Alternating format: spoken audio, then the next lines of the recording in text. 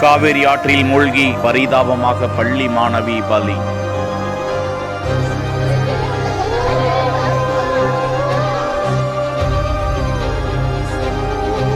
விடிந்தால் பிறந்த நாள் என்ற நிலையில் சோகத்தில் மூழ்கிய பெற்றோர்.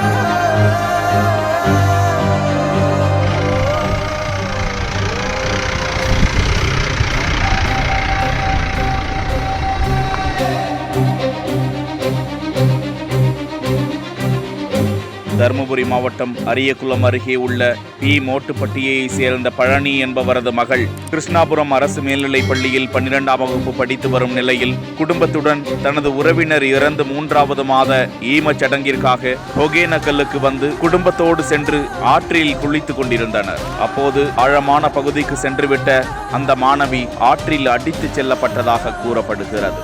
உறவினர்கள் பதறி அடித்துக் கொண்டு ஆற்றில் பல இடங்களில் தேடியும் மாணவியை கண்டுபிடிக்க முடியாததால் ஒகேனக்கல் காவல் நிலையத்திற்கும் தீயணைப்பு துறையினருக்கும் தகவல் கொடுக்கப்பட்டது. விரைந்து வந்த காவல்துறையினரும் தீயணைப்பு துறையினரும் அந்த மாணவியின் உடலை இறந்த நிலையில் மீட்டு பிரேத பரிசோதனைக்காக வெண்ணாகரம் அரசு தலைமை மருத்துவமனைக்கு அனுப்பி வைத்தனர்.